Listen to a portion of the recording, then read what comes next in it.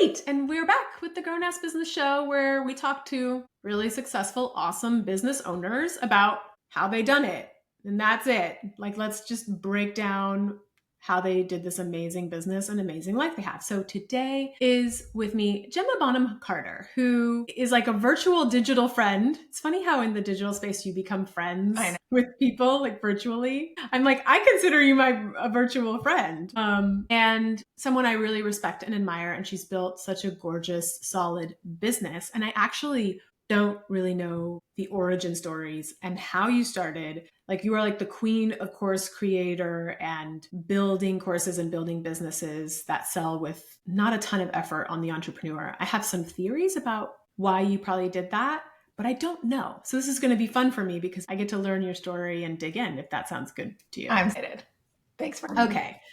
So how in the world did you start this crazy online business of yours? Well, definitely by accident. Back in 2010, which dates me, I started a blog. I had bought this sort of fixer-upper house with my then boyfriend, now husband. And if you read blogs at the time, or if people who are listening read blogs, but it was kind of this era of a lot of blogs about like DIY projects and home decor projects. There was Young House Love and Chris Loves Julia and all these these blogs sort of making the rounds on the internet. And so I read a few of them, fell in love with them. And hey, what a fun idea. Like, I'm going to do this too. In any shape or form was I doing this as a business. I just thought, what a fun way to like document what I'm doing with our house, which like every corner of this house needed fixing, and share it as an online diary. So that was kind of the beginning of me sharing stuff about my life online, and like, without realizing I was doing it, starting to understand content marketing and like putting pieces of content out there and growing an audience. And I did that for about 6 years. In time, it was very much just like this fun hobby on the side of my public health career. Like, I lived in England, got my master's in public health, came back home to Canada. I was like, following a trajectory of working. I've been to work in global maternal health was kind of like my specific area of interest.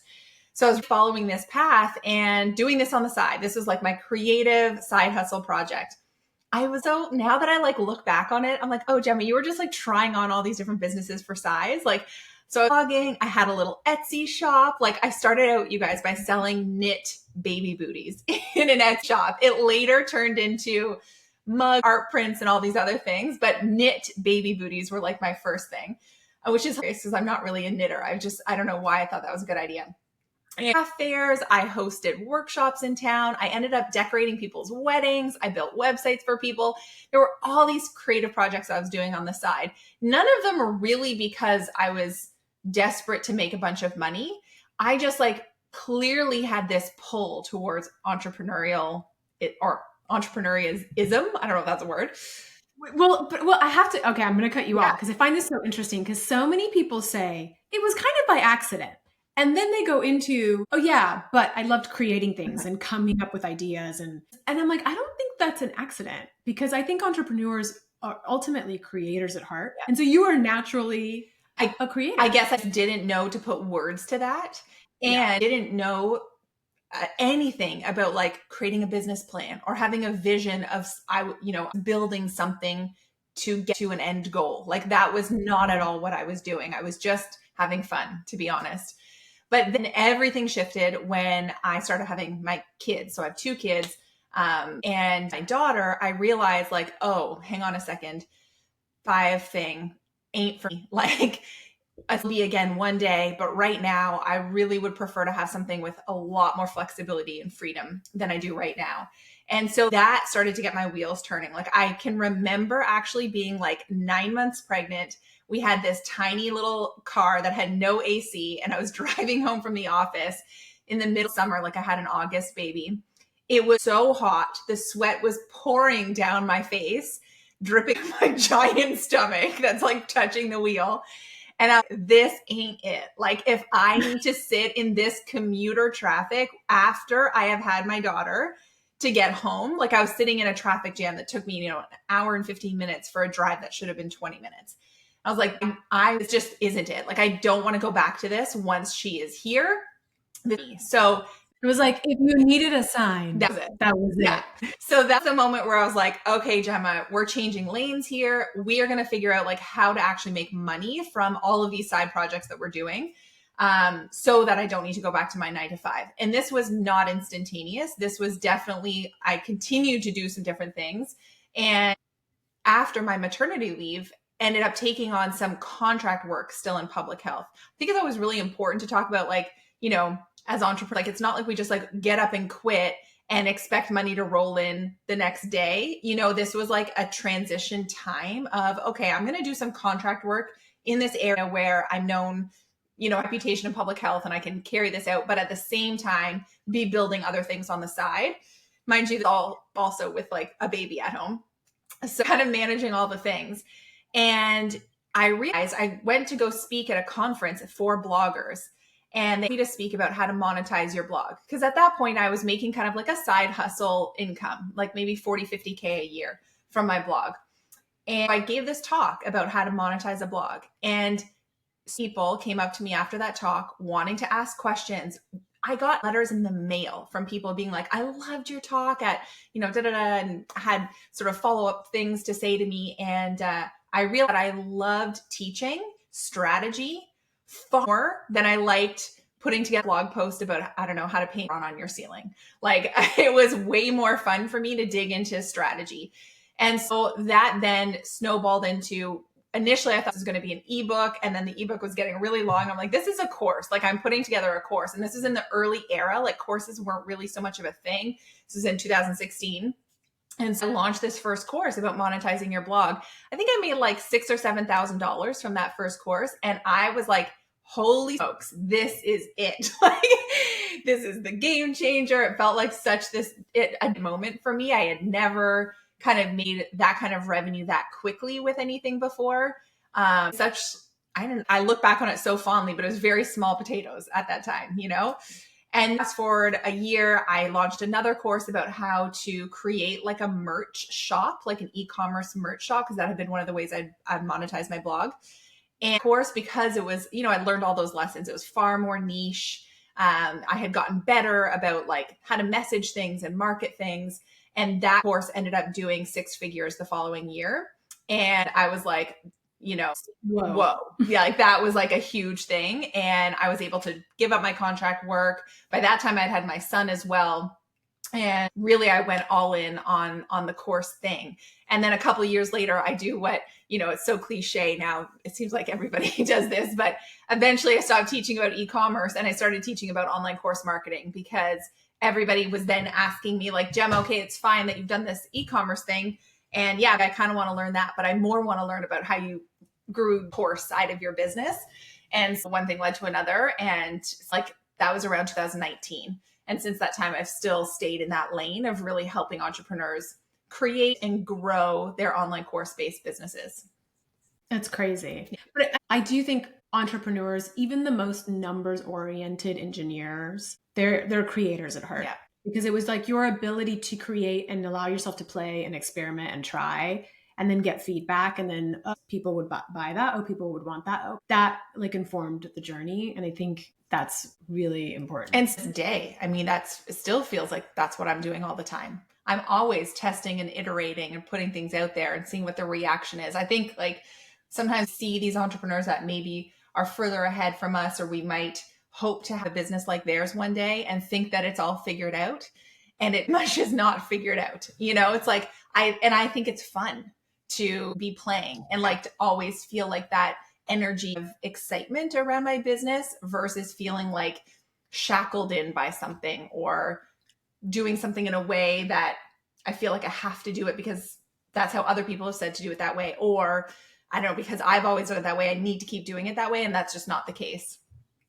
Yeah, I would say actually what you just said, I would say that one of the key attributes to a great entrepreneur is that it's fun for you. Yeah. To not necessarily have the full road paved in front of you perfectly. Absolutely. If that makes you uncomfortable, you may not love entrepreneurship. But if you find it fun and find the experimenting and the trying and seeing what works and what doesn't work, if you find that fun and it doesn't freak you out, then this is probably the road for you. I agree. I remember actually talking to someone, 5 public health job, and saying like, oh, I would just, at that point, I was like really trying to figure out how to shift into entrepreneurial life. And I said something about that to her. And she like, oh, couldn't imagine anything worse than like not feeling certain that my paycheck was coming every 2 weeks and knowing exactly how much that paycheck was going to be. And I thought to myself in that moment, I didn't say this to her, but I thought, wow, you and I are so different. And that was a light bulb moment for me, being like, that sounds exciting. Like that sounds fun to feel like I can go and build something that has infinite potential. Of getting the same paycheck every 2 weeks makes me want to throw up. Like it's not for me. Yeah, there you go. Yeah. I mean, I think that's a perfect, self-gauging example. Yeah. So other important thing you said, because you said you started blogging in 2010. Mm-hmm. When do you consider your first year of business? Oh, that's a really hard question. I could consider like 2012, my first year of having a side hustle. So I don't know if you like would consider that in the same vein, but then by the time, let's say 2016 was really my first full-time year of entrepreneurship. Okay. Yeah. So that was like you weren't doing the consulting anymore and you went all in on your courses. Yeah. So, but a long time, guys, remember, a long time. A long time. I always talk about this as like what looked like some overnight success when you see it on Instagram or something is never the case. All of these years or breadcrumbs or things that came before it that influence it so much. Yeah, absolutely. So we're going to talk in a minute about what you're getting into and how it's shifting now. But what were some of your favorite mistakes along the way? So many. I mean, I feel like there were so many years of just like throwing spaghetti at the wall and watching what sticks. And I think like when easy to look back now and see, okay, Gemma, you really didn't talk to any audience members for like a couple of years. Like I just like this real fear of failure, or I remember doing everything in a vacuum. Like I didn't tell any friends or family that I was like launching a course or, going down this new business avenue. They knew about my blog, but not this sort of new stuff. Since figured this out with personal development kind of work, but I don't look like I don't know what I'm doing, or I don't want to like appear like a failure. And so part of that for me, I think, presented itself in feeling very scared to actually talk to audience members. And so much self-doubt or imposter syndrome. And so now looking back though, I it's like, Gemma, man, had you just like got to talk to those people earlier, you would have much understood what your audience was looking for and been able to nail it a little faster. I also have this real, there's probably some like money mama stories in here somewhere, but like I hate spending money. And now to see, okay, I could have like leapfrogged a little faster had I gotten a mentor or follow Graham on something. So I could have learned it a little more quickly, versus quite as much trial and error as I did. I was like, I started as a DIY blogger, like do it yourself projects in your home. And I carried that DIY mentality through like all these early stages of my business. So the bigger ones that I think like now I really learned the lesson on those, and I have recognized it and I've made changes for sure. But at some things really fondly too, like a free Facebook group to talk about blog and marketing stuff back in the day. And to just hold my phone and sit on my kitchen floor with my baby at the time who was like crawling around and talk about God knows what, like Pinterest or email marketing or whatever, just kind of like on live video on my phone. And now I feel a bit cringy, like thinking back to that. But like if you're not embarrassed by the early stage of your stuff, I think you probably started too late. I feel very cringy when I like look back at my early podcast episodes or my sales pages and things like that. They were full of hot mess mistakes, but I left, and just assumed that I'd figure it out on the way down. Yeah, I love that. Yeah, if you're not cringing a little bit, you were too perfectionist about it and probably got it out too late. Exactly. I have a rule for content, which I don't, maybe you would love this, but years ago when I started making content, and I wasn't even running my own business at the time, I was the COO for a tech startup and coaching on the side kind of for fun. But I worked for an influencer. Like I was building the business for an influencer. And internally, we always joked about like, what's an influencer? Right. So I started making content of like a real life influencer, which is like a person doing real life stuff and like the person building the company in the Yeah. back end.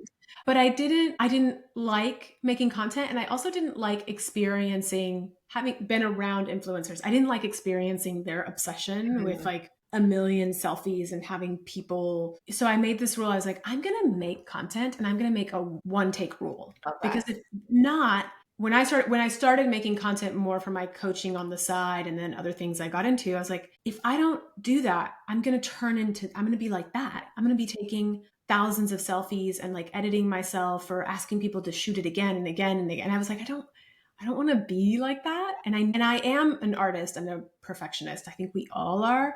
And so I was like, let's play a game, which I always play games with, even the way that I create strategy. I'm like, let's create a game that creates boundaries Mm. for growth.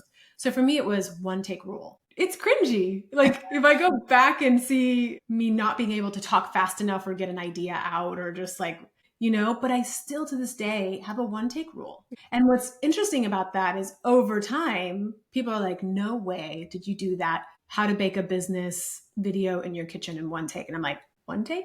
But after years Well, of I was doing just one going to take, say, like, that effect of just doing it over and over and over again. And I think that's also often missed in the conversation about building businesses, is like putting in the work of constantly doing these things over and over again so that you do get faster and better and everything becomes more effective, but it doesn't happen overnight. yeah, Yeah. totally. So, okay, some of your favorite mistakes. I love that. And I want to just point out that you said something too, which was really cool, which was that I think there's that famous business quote that business coaches always say. They're like, what got you here won't get you Oh my God. there. And Yeah. it's like viral because like what does that even Yeah. mean? But you actually gave an example of what that means, which is all the DIYing got me really, really Mm. far. And then at a certain revenue point and at a certain point, that wasn't what was going to get you to the next place. So Yeah. thank you for illustrating that in a more interesting way. Yeah, I think, and one of the other things that just kind of like popped in for me, and I don't know actually that this was a mistake. I almost think it was like almost a blessing in disguise. Was very early on. I think it was in 2017. So I was sort of a year into having launched this course that had done well about e-commerce, and I decided to figure out ads. Well, I shouldn't say that I decided to figure out ads. I decided to hire someone to start running ads for my business. And it was very first hire, which I think is a pretty different route than most people Mm-hmm. take. Like most people might have had a VA or some sort of help with like inbox or content creation, those things for quite a long time, but saw that, okay, hang on a second. If I can like help me with ads, and we can start to make more profit more quickly, then I could fill those other roles more easily because there's like more revenue coming into the business. So I kind of took this early bet on ads when I never really run like a big launch before. I did not have some stick evergreen funnel. I had things out yet, but I thought, okay, I'm kind of just going to go for it. And so I hired this agency who was very expensive for me at the time and said, okay, I'm going to do 3 months. And 3 months was like I had that in my head of like, either we're going to figure it out, or 3 months from now, I'll decide that this was investment to have learned something, to have maybe got some data around something, and I'll move on. It was terrible. We lost so much money. Month two was like a little bit iffy. And then three, we started to see these things turn of like, oh my gosh, hang on a second. We're starting to get like a return on ad spend and it's becoming green. And I could see what could happen if I stayed the course. And those 3 months fire under me like nothing else to figure out how to do things better, how to have a funnel that actually will sell my Mm. program, how to do a webinar, how, right? To do all of these things. And had I not taken the risk of hiring this expensive ads agency, like I would have learned all of that in such a compressed amount of time. Interesting is I've literally never stopped running ads since then. I have, changed agencies and shifted of course, what I'm, pushing ads to, but I have always used them as for my business, and it has been a success. Yeah. Well, I love that. And I also love that you didn't just hire, because I think there's a lot of uh, smaller ad agencies or people selling ads to people, but you didn't just hire somebody and hand it over. No, oh my You God. learned. No, I was really in it. And you know what? Because all the entrepreneurs that I know that run successful ads is because they also understand how to read the dashboard and they understand how to look at what's happening. And I was just going to say, like, to this day, I've been running ads, for 7 years or something now, am very much in the like the strategy and the figuring it out with the person who manages my ads, because he completely disconnected from it. I mean, that is, you have to be driving the overall messaging, and maybe someone could come in and offer you some suggestions, but in the creative and everything is so tied to your brand. And also, I think people think, okay, an ads manager, they're going to handle the whole sales process of what happens after the ad is clicked. And that's just not the case. Like, you need to have all that in the background. And yeah, they'd be able to like drive more traffic to that front end thing, know how to sell on the back end. Important. Yeah. Thank you for saying that. Cause I do think that's really important. And I don't think ads are bad, but I think they're misunderstood and misused. Absolutely. And then, yeah. Can be lethal to your business. Can be, yeah. So what are some of the big breakthrough and aha moments that you've had in your business that kind of you saw, oh, that thing that happened took us to this next place? It's okay. First was like that coming out with a second course that was more niched, and I like understood better how to package up an offer. That was like a catapult moment where all of a sudden selling became so much easier because I had a better offer. So that was, a really transitional moment for me. And then I think so I've always done this thing of is out there and validating them with like paid buyers before I go and create things. So every single program or workshop or even mini thing that I've put out there in, the years since 2016, 17, I have always said like, hey audience, I'm thinking about doing this. Who wants in? And I will only make it if I get people saying they want in. And so that I think has been overall like a strategy that has really worked over the years. And in fact, I'm doing it again. Like Black Friday 2024, I always do something like I do a deal week, and we do 5 offers over 5 days. And it's this big blowout thing in my business.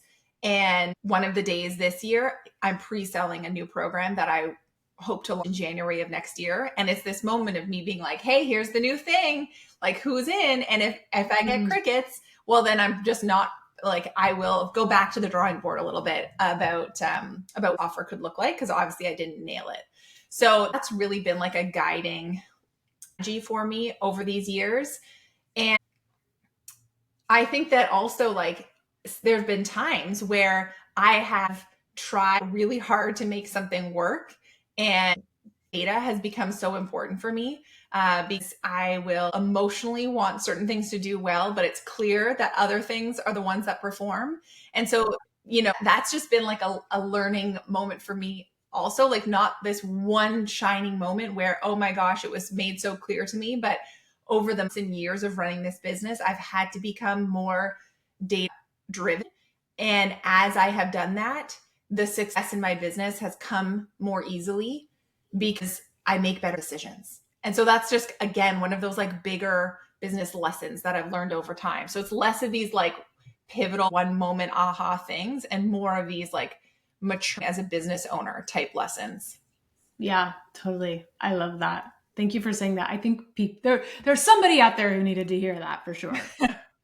Because it's like not the super sexy thing, right? We want to be like going from our gut and our emotions and creating the thing we want to create. That's such a great example of like, but the truth is you're probably in a different place than your client, than your audience. Like the thing that maybe you're super excited about and want to build, maybe they're just not there yet also. So this is a beautiful thing that you do of like asking them, would you want this? And conversely, I think there's an interesting conversation of also getting stuck in thinking that you need to keep doing the thing that you've always done because you've always done it, and not letting yourself grow to like the next iteration or the next level of who you as a business owner looks like, be scared of letting certain things go. Right. Mm-hmm. And I'm actually, I'm struggling with that a little bit actually over the last 12 months, because I feel this like next version dying to get out of the box.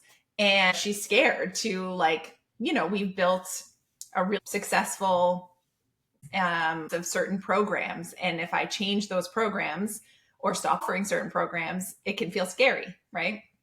Yeah, of course. Yeah. So are we allowed to know? Like who is this person wanting to come out of the box? Well, it's just that I have loved, since 2022, I've been having so much fun with AI, and I started a summit called AI Unlocked. I really saw this gap in the market of like lots of people talking about AI, but it was always for e-commerce, or it was always more in the like bro kind of space. And I see anyone talking about AI, especially specifically for course creators and coaches. So we started this summit in 2023. It was a huge success. We had over 5,000 people sign up year one. And then we did it year two in 2024, same thing, like just successful. Loved like all of these other experts to really talk about AI. And I would give some talks, but really like felt like I wanted to, create a stage for lots of people to talk about what they're using AI for.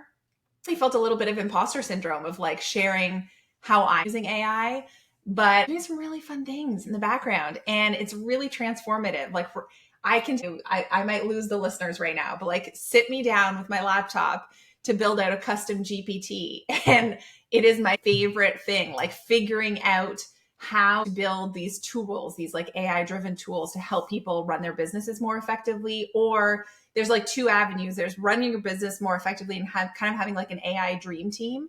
And then there's also creating AI tools that really complement your offers or programs or services that like your clients can use. There's sort of these two avenues.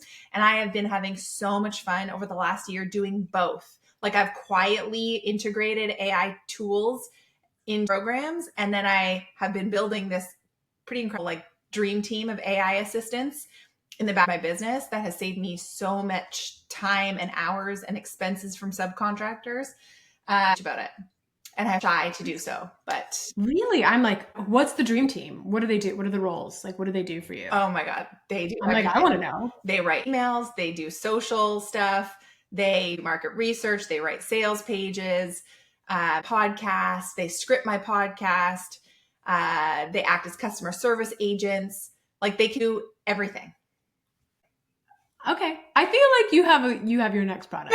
Come on, like I can't imagine people not wanting that. Yeah, and there's such nuance to it. I think initially I felt nervous to talk about it or to teach it because I felt like I was too new. But now that I've done it for myself, and I have done so much like learning and trial and error with build to a functionality that is really very nuanced and high level compared to, what you could find on a basic YouTube video. I feel now I have more confidence in where I'm sitting today than maybe I would have 6 or 8 or 12 months ago. Amazing. So is this what your next phase looks like? Is this the thing you're excited about? Yeah, definitely. And if we're on your email list, we're going to hear about 100%. it coming up soon. Yep. And we get a chance to pre-buy it. Yes, basically. That's what's happening with Black Friday Deal Week. It'll be a chance to get in on the beta pricing for this new program that will come out in January 2025 that I've already been recording and prepping things in the background. So I'm seeing it in two angles. I was actually like talking with some peers the other day of like, I see it as being a program that people can take and implement and use this, but then also offering it potentially as a service owners where we just come in and plug it for them and build this dream team for them, obviously at a higher price point. But I have offered services in my business in years. years. And I've never done it actually for a maybe high level, like a more level business, different kinds of services, but not something to this caliber. So it feels also like I'm entering a new space, which can be scary. That's definitely scary. Yeah. Are you kidding? Yeah, absolutely. Good for you. Yeah. And that's also part of the creator journey, is stepping into like the next scary unknown thing. Yeah. Actually the most fun, right? Like if we just did the same thing all the time. We were living in France last year. We went on this year abroad with my family and had this great adventure year. And I coasted, and that was fine. Like I think there's seasons where it makes sense to coast or be in maintenance mode. And then you have seasons where, yeah, you're there, it's mode, or you're pivoting, or you're exploring something new. And nice to be able to like ebb and flow between those when it makes sense for, especially like as it relates to your personal life, right? Yeah. And to give yourself permission to do that. Yeah. I think that's the point. If you're going to be an entrepreneur, is that you're not always going to be on 110. Yeah. And that's okay. Yeah. I mean, I hope. It can be hard though. It can be hard to dial it down, right? Yeah. Did you have a hard time when you were in France dialing it down? Yeah. First, I felt really like I always, and I'm going for big things. And I had just like let myself let go of that a little bit and be at peace with maintenance mode. And we were still selling and serving our students and all that kind of thing, but it wasn't like this giant year of, 25% growth or whatever from the year before. I mean, the more I strict boundaries around work time, the less I worked, cared, And it was like the more time I spent away from business meant that there was more like detachment there. And I was fine to be in maintenance mode because these other things were getting so prioritized in our life, which was every second of being in the south of France. Yeah. Do you think giving yourself that space, did something new come out of that as a business owner? Do you feel like you came out maybe looking at your business a little bit differently? I think I probably have like a renewed enthusiasm for my business because of the break. And maybe I'm like more excited about this next iteration of what things are going to look like because of that. I also think that it was a really good moment I was feeling so grateful for past Gemma of like having built the products and the system and the style of business she had built, because it allowed me to go into maintenance mode and still revenue and full business, even though I was only working 15, 20 hours a week. And I looked at, and actually, Celi, I think you and I kind of had this conversation in our peer pod once, which was like, realize it at the time, but me building this business when I had babies at home, I had to build it within the boundaries of that, which was I couldn't really have a bunch of calls on the calendar.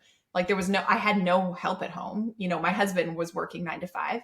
I could do service for people because I couldn't bank on the fact that I could get deliverables done in time, right? Like I just was working on a calendar that maybe we had a great nap that day and I got 2 solid hours of work in, or maybe naps were hard to come by and work just didn't happen that day, right? And because I built my business during that time, it meant digital products. It had to be leveraged. I had to have funnels. I had to have these things that were done in the most audit way. The year in France, I was just happy that I'd done that. I need that even now that my kids are older, because I can now turn on one-on-one support or small group programs or like more high touch things, but then I turn them off and still have this baseline of my business running. Yeah, it's brilliant. That's a really brilliant and smart business model. So what I do, I teach what I teach. Like, although I might be moving into this sort of world of talking about AI a little bit more, the foundation of what I have done for years with online course creators is teaching this, like teaching create really good systems that will sell your programs and products. And we lean a lot into email marketing because it really is backbone of a business like mine. Yeah, that's amazing. I love this. Thank you. I love this breakdown. I love that you are grateful for past Gemma and what she built. Because I do think that's ultimately the point too, right? Is that hopefully the things that we find ourselves doing today, hopefully we are building the business that allows us to live the life we want. And to your point, I often see people doing the things they think they're supposed to be doing, or that someone told them to do, or someone told them this is what business looks like. You have to do this. And then they find themselves a few years later in, and they're like, I hate this. Yeah. I don't like my business. I feel tied to it in the same way I would a 9 to 5. So I love that you're really breaking this down, because it's really important for us to remember you got to get clear on your lifestyle needs and desires and what you want to create with your business. 100%. And that could look very like something, it might be completely different than what I like. Like other people might love, okay, I'm going to have 4 clients a month and for XYZ for them. And that is the idea of a perfect business for them that like totally suits what their interests are. So it's about really understanding what that is for you, I think is one of the most important things to do. Yep, absolutely. Well, this is awesome. Thank you. I am excited to get those Black Friday emails and share your Black Friday emails. I will be checking out your new offer. I think that's really cool. So I have a feeling you're going to get yeses. I have a feeling we just heard what's coming for Gemma. Yeah, I hope so. I'm excited. Yeah, awesome. Thank you so much for being here. Where would you like people to find you if they want to understand more of your world and learn from you? Yeah, if they are podcast listeners, then I do host a show. It's called the Course Creator Show. So if you want to go and search it right after this one and just click that subscribe, we tend to put 1 to 2 episodes a week when I'm not sabbatical in France. The best thing is to be on my email list. So I will make sure, Celi, that you have a link in for the show notes and grab one of my most popular kind of frees is a behind the scenes look at one of our 6-figure launches. And you can see all the emails that we sent for that launch. It's kind of like a deep dive. So I'll make sure that you have the link for that. And we'll drop it in the show notes. And if you want me on Instagram, I'm at Gemma.BonhamCarter. Amazing. Thank you. Send me that link and I'll send people to your list. Perfect. Thanks for having me on the show.